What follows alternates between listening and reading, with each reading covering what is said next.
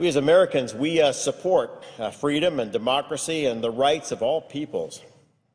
But as Gaza taught us in 2006, free elections by themselves do not make up a democracy.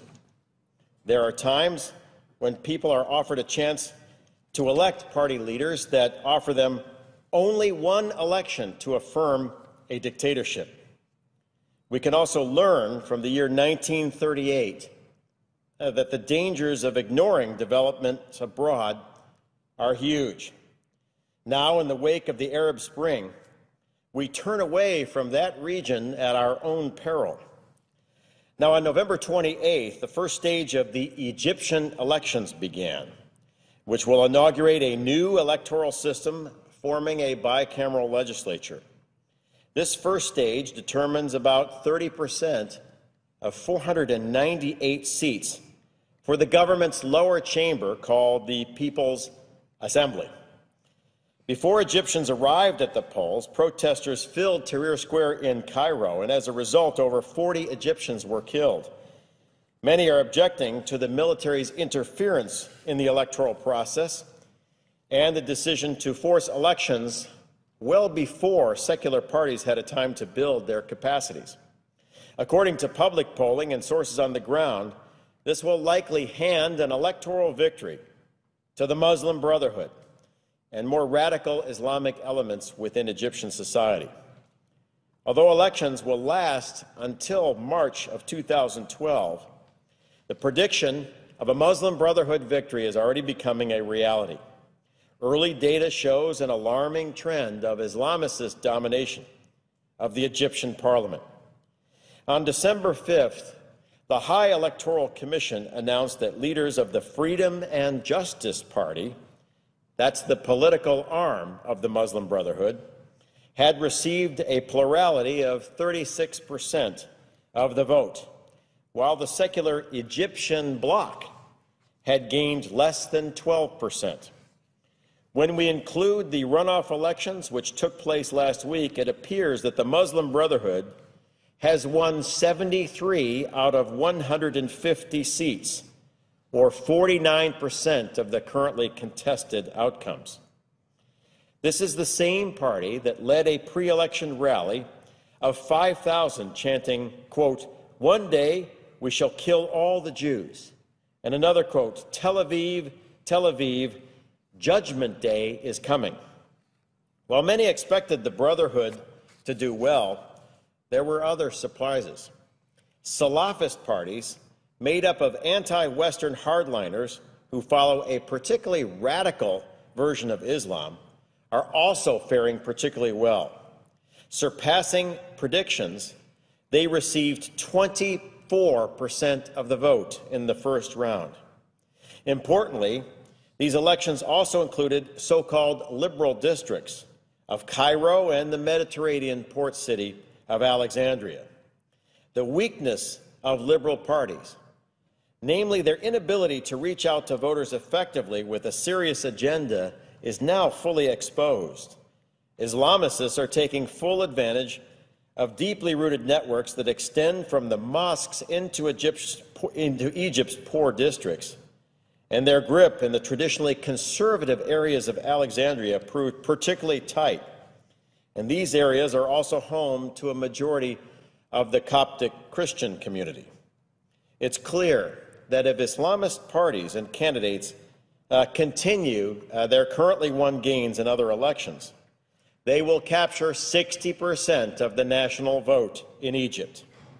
This will situate the new Egyptian parliament around deep ideological differences between Salafis and the Muslim Brotherhood and liberal groups, making the Brotherhood the power brokers between Egyptian left and right.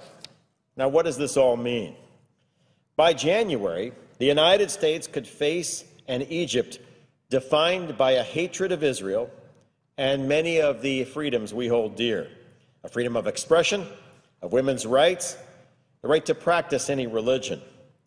This Egypt counts Iran as a friend and poses a threat to the Camp David peace accords, which have served as the cornerstone for Egypt's strategic position for 30 years.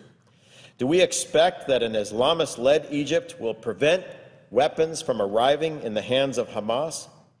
Will an Islamist-led Egypt help preserve a free South Sudan?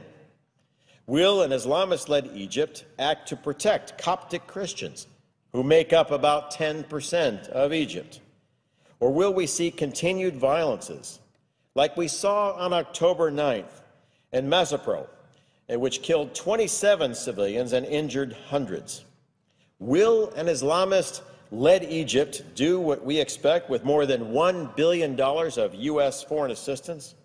Will they continue to share intelligence and to work against terrorism? These are all questions that may become critical issues for the national security of the United States very shortly.